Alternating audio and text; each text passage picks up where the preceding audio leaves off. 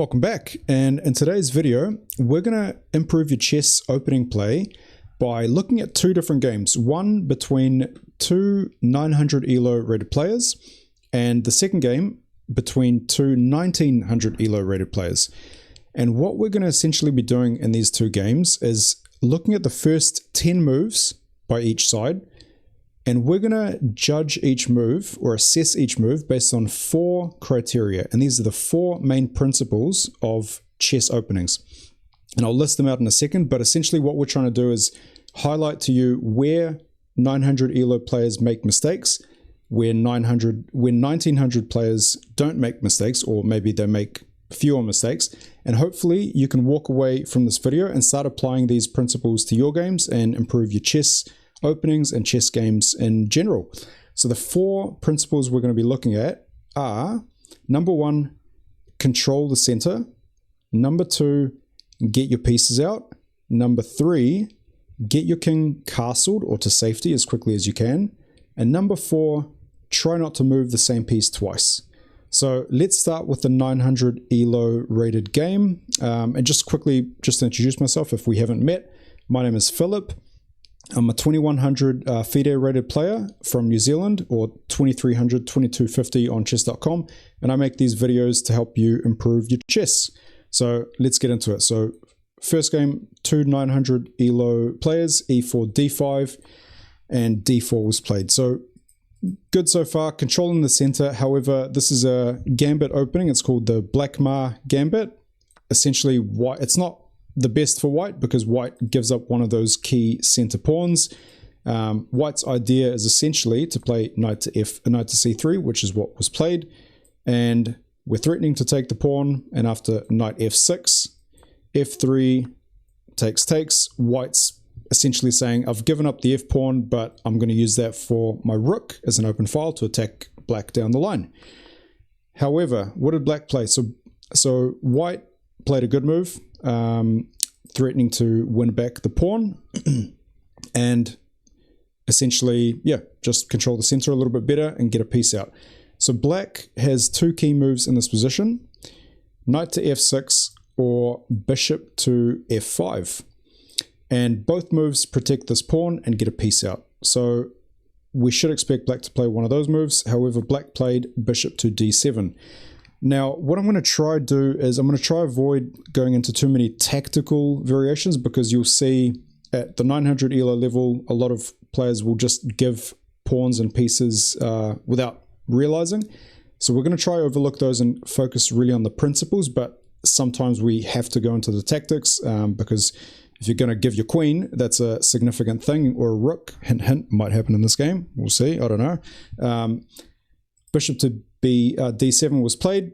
Now we would expect white to take on e4 and be very happy, because now the f3 square is going to open up for that knight because the pawn's not there anymore. However, white doesn't take. White plays bishop to c4. Okay, we're getting a piece out, but again, we want to really remove this pawn, not because we want to win the pawn back, but also because it's just a thorn in our sides. So again, black would probably ideally play knight to f6, but black played c6. And we can classify this move as a mistake because, again, white can take on e4. However, what does white play? White played bishop to f4. And from a principle perspective, good, we're getting a piece out. But what we really want to do is, we don't know the best square for this bishop yet. It could be e3, could be g5, could be f4. We do know that the best square for this knight is f3. So again, we want to take this pawn and then move the knight to f3 and then get our king castled. That's essentially our main plan here as white. So bishop f4 doesn't really help us, but okay, at least it gets a piece out. Queen to b6 is played. Again, black misses the whole point of just defending that extra pawn. Black does have a threat of queen takes b2, which I'm just going to go on a quick tangent because this is quite instructive. The best way to defend against these situations where your opponent lines up a queen on your b2 pawn, whether as white with queen to b3 or as black in this case, you simply play queen to d2. Because what this does is it defends your knight, And if black was to take the pawn now, it would actually be a mistake for a couple of reasons. The first reason is the rook slides across, the queen's only square is a3. We're going to win the pawn back, and now this queen is almost out of squares, essentially. In this case, it just so happens that this knight, where we actually took away the knight's two squares, c6 and d7, with these moves bishop to d7 and c6, now the knight has to move to a6, otherwise we're just going to win a knight.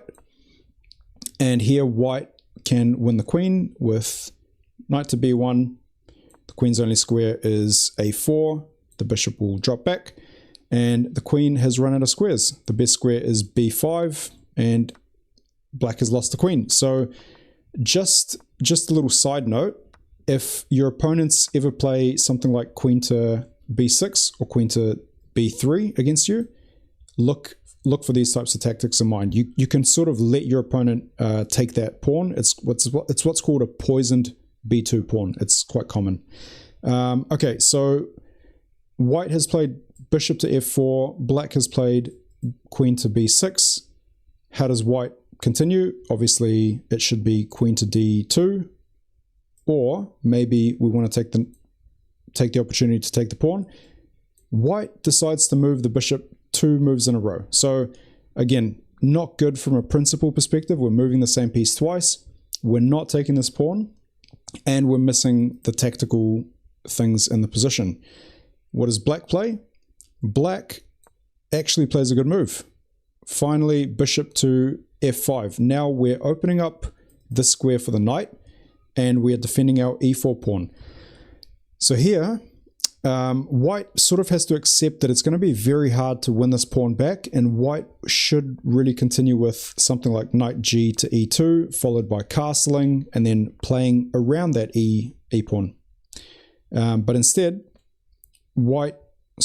should move the bishop here.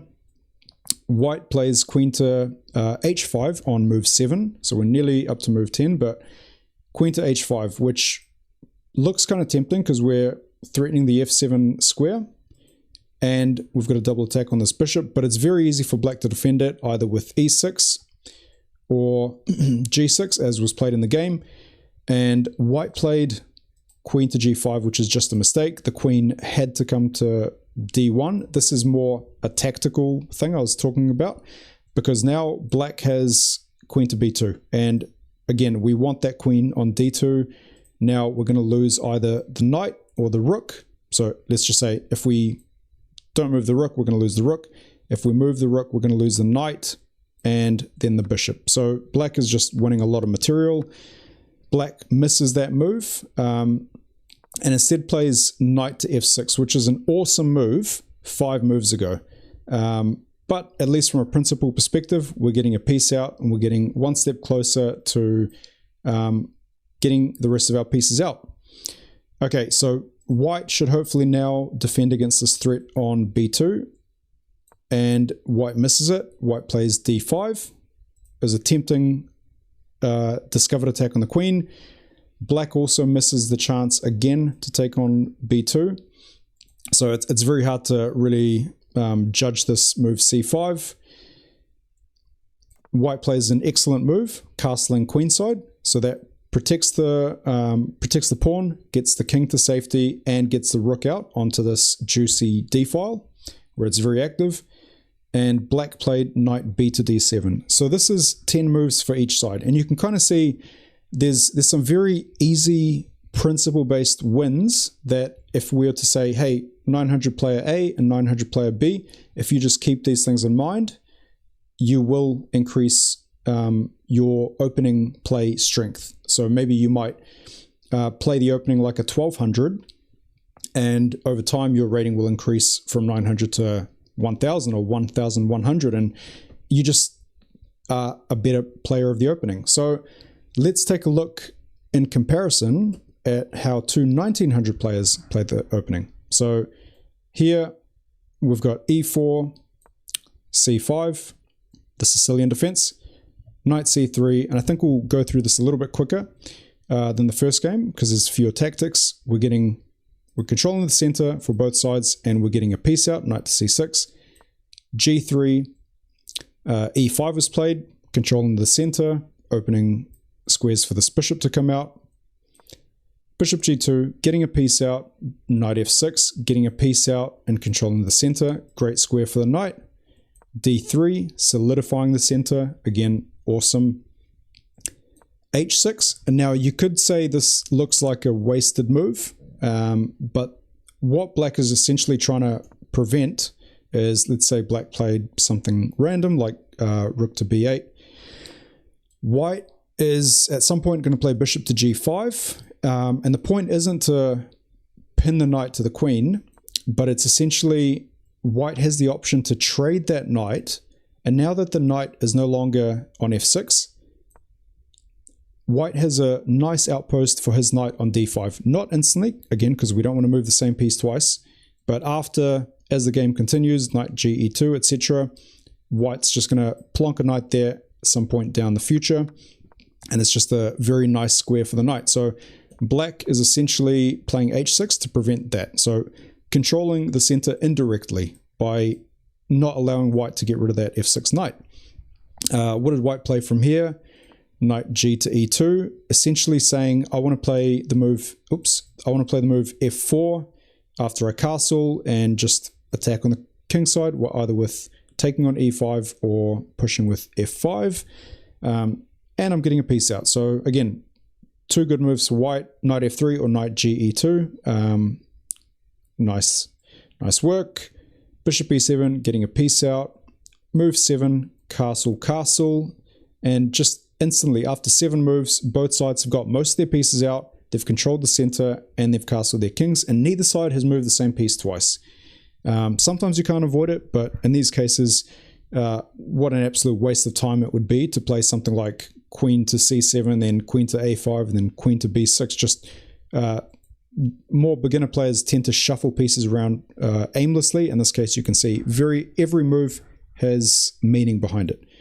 h3, for similar reasons, white wants to prevent black from getting the bishop here in the future, because white wants to protect almost in a symmetrical way that d4 square.